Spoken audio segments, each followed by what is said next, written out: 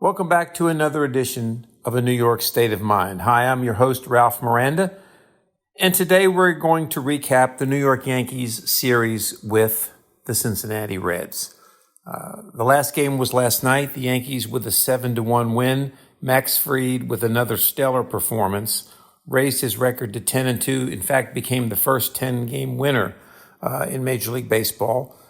7 stellar innings, a little over 100 pitches. Only gave up 4 hits, no earned runs, struck out 7, walked 1, lowered his ERA to 1.92, and his WHIP to .94. So Max Fried, as I said on a previous podcast, has been everything the Yankees have paid for. I mean, he is a true ace of the staff.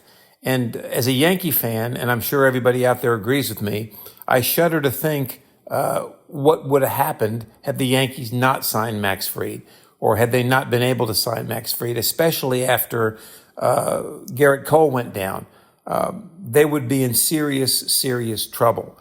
And the Yankees, finally last night they took advantage of a stellar start from one of their starters. They've blown a start by Warren. They've blown a start by Clark Schmidt. But now they finally took advantage of it. But I want to dig a little bit deeper into this game, because if you look at the game and you look at the stats on the surface, you'd say, hey, the Yankees are back to what they were. But really, it's not quite that simple. Let's take a look at the game last night. As I said, the Yankees won 7-1. The starter for the Reds was Singer. He was not very good. It was a hot night. I mean, the temperature, I believe, was the feel like temperature at the start of the game was close to 100 degrees.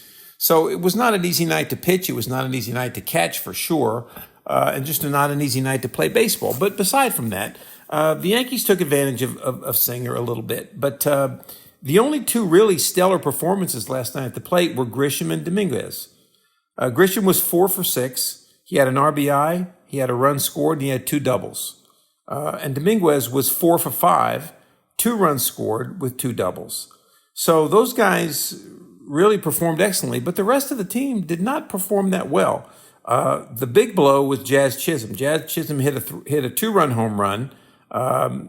So he was 1 for 5 with his home run, 2 RBIs. He had a run scored with that home run. But outside of that, and even Chisholm, he was 1 for 5. Judge was 1 for 5. Rice was 0 for 3. Stanton was 1 for 3. As I said, Chisholm was 1 for 5. Volpe was 0 for 4. Wells was 1 for 4. And LeMahieu was 1 for 5. Now, let's take a look at strikeouts. The Yankees struck out 12 times last night. So they had 40 at-bats, not counting the walks and 1 hit by a pitch. So they struck out 12 times. That's 12 strikeouts and 48 bats. That's almost a little more than 25% of the time. And the Yankees, in my opinion, are striking out too much. Let's look at strikeouts in the major leagues. This is major league strikeouts as a team, okay? The Los Angeles Angels have struck out 788 times. The Yankees are 5th in the major leagues with 717 strikeouts. To me, that's a little bit too much, all right? Now, their pitching has been excellent. They're about to they go home tomorrow night. They start a series with the A's, the Athletics, at home, a 3-game series. Then they go on the road to Toronto, okay, for a 4-game series. Guess who strikes out the least in Major League Baseball? That's right, the Toronto Blue Jays. They've only struck out 534 times as a team. So that tells you that their pitching, the Yankees pitching, Toronto's going to make contact. So then it becomes a question of, can the Yankees field the ball? And we know that the Yankees are struggling with errors. Chisholm made an error last night. In fact, Fried would have pitched a shutout had it not been for that Chisholm error. Chisholm they had runners, I believe, on first and third with 2 outs. It was a tough hop, but Chisholm backed up to get it and just threw wildly off his back foot. And Ben Rice had to come off the bag to get it, which good thing he did. Otherwise, 2 runs would have scored. And the fact of the matter was, that didn't really matter in the long run, but it was an unearned run, and it would have been a shutout for Fried. And had the game been closer, that could have made a big difference. And the Yankees make errors all the time. Last night, they just happened to make one. So 12 strikeouts. Now let's look at another stat that's really disconcerting to me for the Yankees, and that's runners in scoring position. Okay, last night the Yankees were 5 for 21 with runners in scoring position. Okay, so that's not good. Okay, and let's look at individually how these players responded. Okay, Aaron Judge, he failed 3 times with runners in scoring position. Rice failed 3 times. Stanton once. Chisholm failed 4 times with runners in scoring position, aside from his home run. Dominguez 1 time. Volpe twice. Wells twice. LeMahieu twice. So they were 5 for 21 with runners in scoring position. That's not very good. That's like 200, average of about 200. Now let's look at Major League stats, okay? This season, and this stat is Major League teams' runners left in scoring position per game, okay? So it's an average, runners left in scoring position per game. The best team is the Angels. Now that's interesting, right? Because the Angels strike out more than any other team, but when they have a chance with runners in scoring position, they deliver. They leave an average of about 2.95 runners. We'll call it 3 runners. Who's the worst team in Major League Baseball? Guess who? The New York Yankees. They leave an average of 4.1 runners in scoring position per game. So they strike out the 4th most in Major League Baseball, and when they have an opportunity with runners in scoring position, they leave most of them there without getting them in. In fact, more than any other team in Major League Baseball. Now, to me, let me digress a minute. Aaron Boone made a comment last night or before the game that he doesn't care what the bleep anybody else says. This team is a stellar team, and this team will get to the postseason and do well. Well, that's nice, but you got to look at some of the underlying problems. They just came off a 16-game streak, I guess it will, without a day off. And boy, the Yes Network, they were pounding that, right? I mean, every other night, in fact, every night, but every other inning, it was like the Yankees are playing 16 games straight. The Yankees are playing 16 games straight. All right, so what? It's Major League Baseball. You're supposed to be able to do that, okay? So they were 7-9 in that stretch of 16 games. Most of that was because they couldn't hit. A lot of it was the bullpen, okay? Look at Tuesday night's game with the Reds. The Yankees had a 3-0 lead in that game late in the 7th inning. Carlos Rodon had pitched a gem. He pitched a shutout.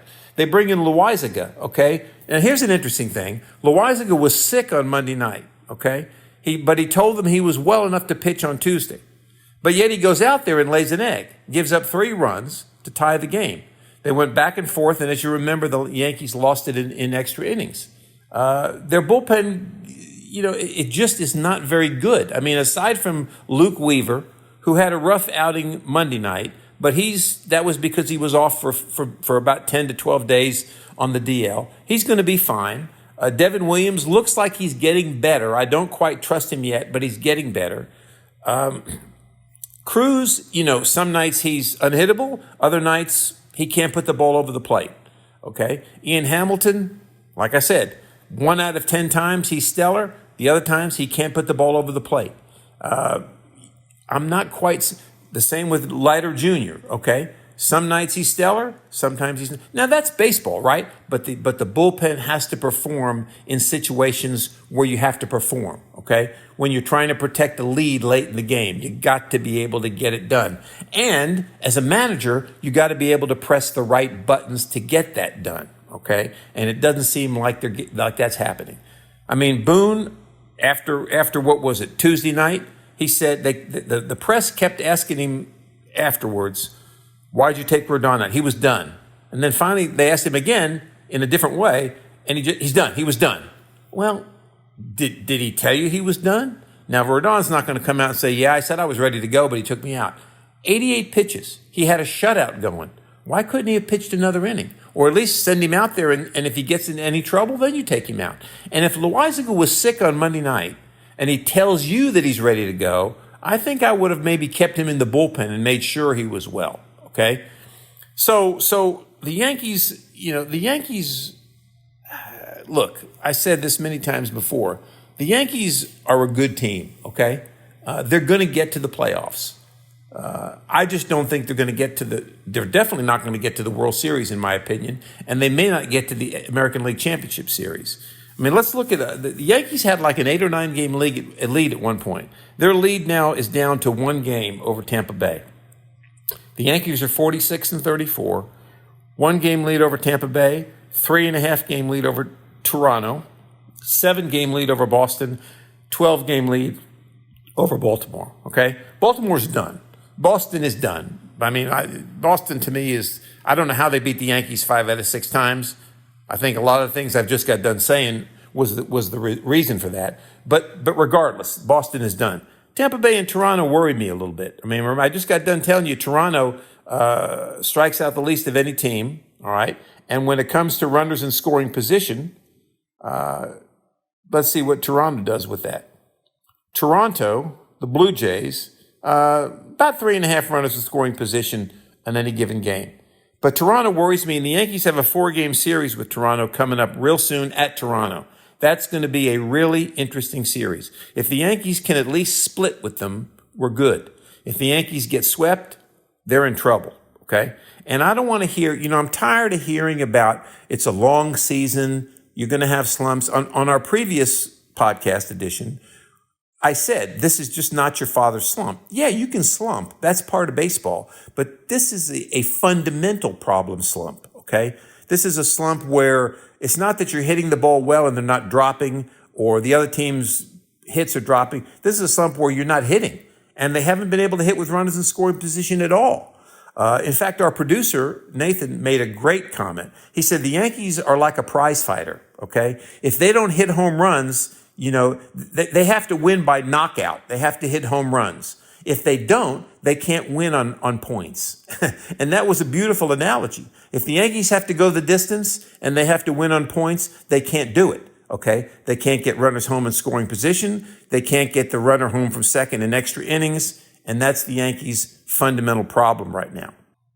But I want to add one other thing here that kind of is a pet peeve of mine, okay? I know this is 2025. I know we've got the pitching is different than it was 50 years ago, 40 years ago, 60 years ago, whatever. I know these guys are in tremendous physical condition, but something bothers me about these players. You can't play 16 games in a row without having to have a day off, and that affects you. I mean, I'm reading a book right now about Yogi Berra, okay? Back in the day, when the farthest west team in those days, in the 50s, was St. Louis, the St. Louis Browns in the American League before they became the Baltimore Orioles. And they had to take a 36-hour train ride from New York to St. Louis for that series. Can you imagine these guys today having to get on a train for 36 hours? I mean, they'd be complaining left and right. And back then, the season didn't start till late April, and it finished in late September. So that meant you played just about every day. You played 154 games, but you played every day. And I remember growing up as a kid watching doubleheaders every Sunday, okay? Doubleheaders every Sunday. Yogi Berra caught doubleheaders every week, okay? Can you imagine a catcher today trying to being asked to catch a doubleheader, which they don't even play anymore, okay? And these doubleheaders that they used to play were on Sunday afternoon. They would start at like 1 o'clock and they just play a game and then play another game. Now they start at 1 o'clock, they take 3 hours off and they play a night game. That's their doubleheader, okay? So it's impossible. Today, a catcher plays a game on a night game, and if they have a day game the next day, they have to give him that day off and put another catcher in there. It's amazing. I just don't. And Yogi Berra was one of the greatest hitters ever to play the catching position. And I know Yogi Berra was exceptional, okay? But there were other catchers during that day that did the same thing. Elston Howard for the Yankees, Bill Dickey for the Yankees, you name it, okay? The conditions were different. The equipment was not as good. The travel was not as good. Now, you can say that's offset somewhat by the fact that the pitchers pitched every game or pitched entire games. The hitters did not see the relievers they see today. I understand that, okay? And that may affect the stats. but it doesn't affect the ability to play every day. Guys like Willie Mays went 9, 10, 11 years playing just about every game in the season. You don't see that anymore. Today, if they have a hangnail, they're pulled out of the game. So I just think players are coddled too much. I think they're treated as children too much, and that affects their ability. And they're getting paid too much, okay? So, they go out there, and if they don't feel right, they don't want to play because they're making millions of dollars, so it doesn't really matter to them, okay? What does it matter? And then they go out there with chains all over their neck. Come on. Why do you need to have chains all over your neck when you're playing baseball? I just don't understand it, okay? And I'm an old man. I get that, but you don't need that. To me, today, it's more about glitz and glamour and your brand, okay, and trying to launch the ball than it is to play the game of baseball, moving the runner over, bunting, pitching complete games. That's another thing that bothers me. You don't see pitchers, as soon as they get to 85, 90 pitches, we got to take them out of the game, So I think that's a lot of the problem today. I'm not saying that's the problem with the Yankees. I think it's a problem that spans across all teams in Major League Baseball. But I just kind of had to get that off my chest. So that's the Yankee series. They're 46-34. They'll open a series tomorrow night at home with the Athletics. And then they'll go on the road for 4 with Toronto. And then after the Toronto series, they pick up the second part of the Subway series. They'll go to Citi Field to play the Mets on Friday, Saturday, and Sunday, July 4th weekend. So it should be an interesting week for the Yankees. We'll see how they do, and we'll see you the next time on the next edition of A New York State of Mind. Thanks for listening.